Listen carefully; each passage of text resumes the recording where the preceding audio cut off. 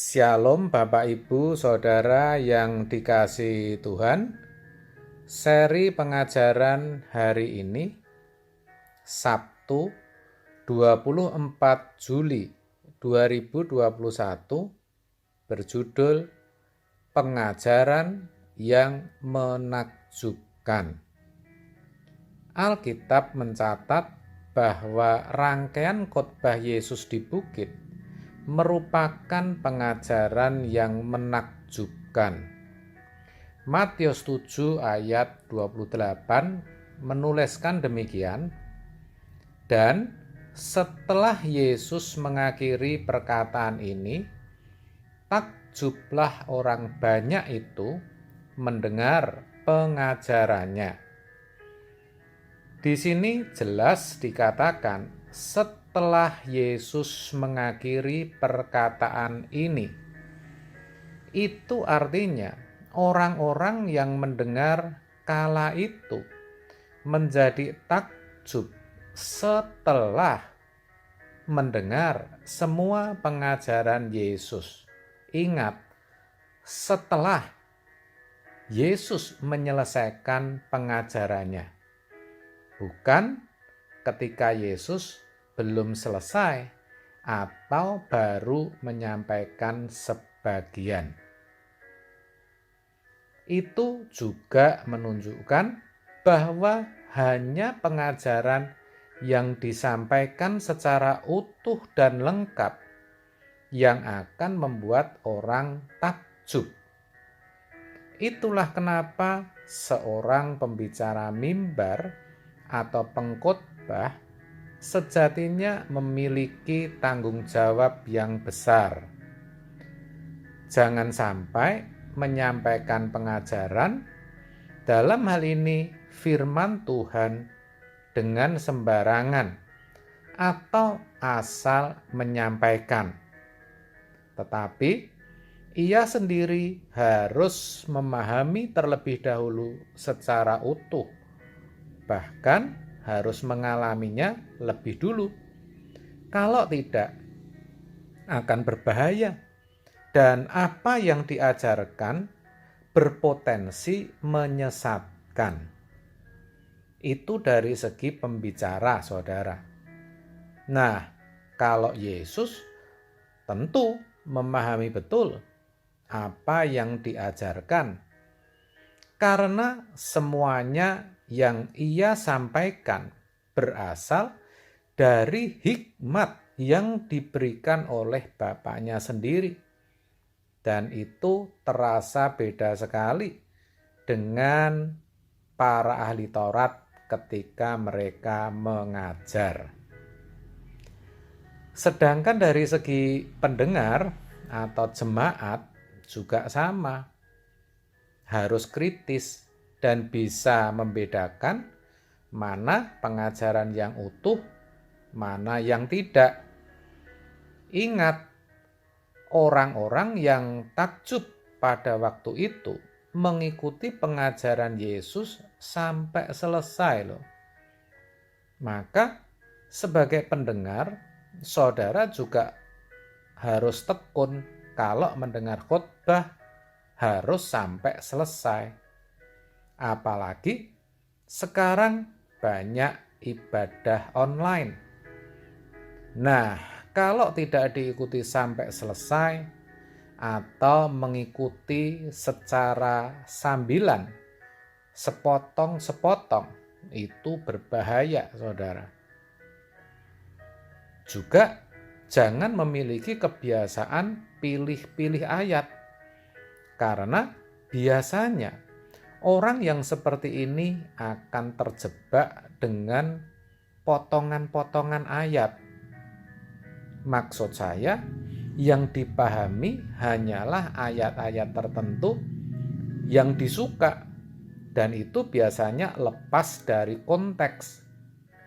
Atau mungkin hanya bagian kalimat dalam ayat-ayat tertentu saja yang dipahami. Ini juga tidak mungkin akan membuat takjub, saudara. Maksudnya takjub apa? Maksudnya saudara tidak akan mungkin mengalami dari apa yang dikatakan atau dituliskan ayat itu. Misalnya, pemahaman atas penyertaan Tuhan, yang mana yang banyak dipahami adalah bahwa semua orang percaya akan disertai Tuhan. Padahal ketika Yesus menyampaikan bahwa Tuhan menyertai, itu terkait dengan orang percaya yang diutus untuk memuridkan atau agar orang percaya menjadi saksi. Coba perhatikan apa yang dituliskan dalam Matius 28 ayat 19 sampai 20.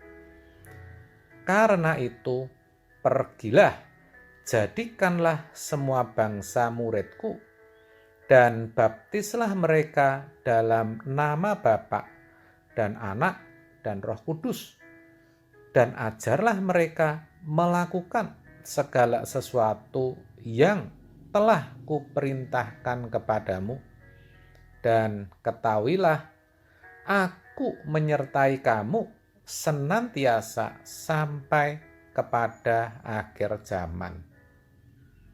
Juga dalam Matius 1 ayat 23. Sesungguhnya anak darah itu akan mengandung dan melahirkan seorang anak laki-laki, dan mereka akan menamakan dia Immanuel, yang berarti Allah menyertai kita.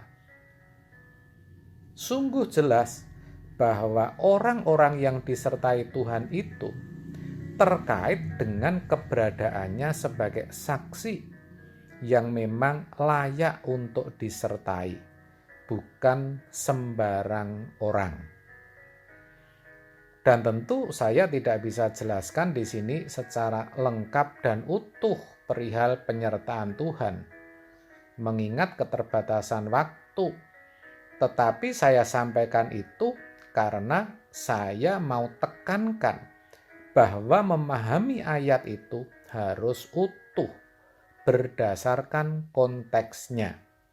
Maka barulah akan diperoleh pemahaman yang utuh pula, dan pengajaran akan jadi menakjubkan. Artinya bisa nyata-nyata dialami.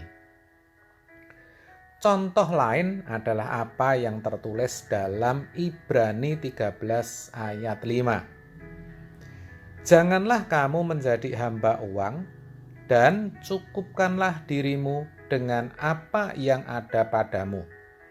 Karena Allah telah berfirman, Aku sekali-kali tidak akan membiarkan engkau, dan aku sekali-kali tidak akan meninggalkan engkau. Nah, banyak orang Kristen memahami ayat ini sebatas bahwa Tuhan tidak akan sekali-kali meninggalkan dan membiarkan orang percaya. Kalau hanya dipahami seperti itu, ayat ini tidak akan menjadi pengajaran yang menakjubkan, yang bisa dialami oleh setiap orang. Kenapa? Karena sesungguhnya yang tidak akan dibiarkan atau ditinggalkan Tuhan itu adalah orang yang tidak menjadi hamba uang, dan yang bisa mencukupkan diri dengan apa yang ada pada dirinya. Itulah bunyi ayat tadi secara lengkap atau utuh.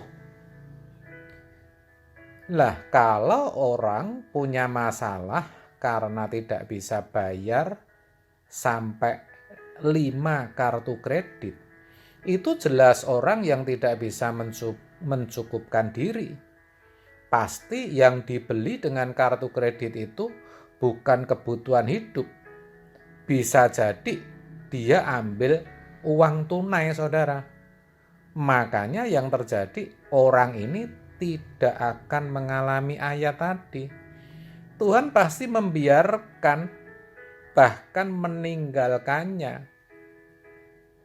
Oleh sebab itu, mari saudaraku, agar kita juga bisa takjub akan kebenaran firman Tuhan.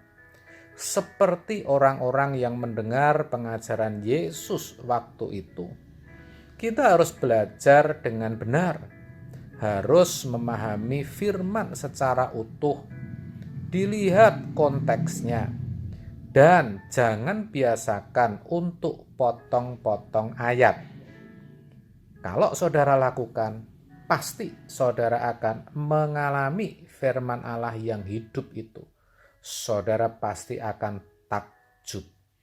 Amin. Tuhan Yesus memberkati.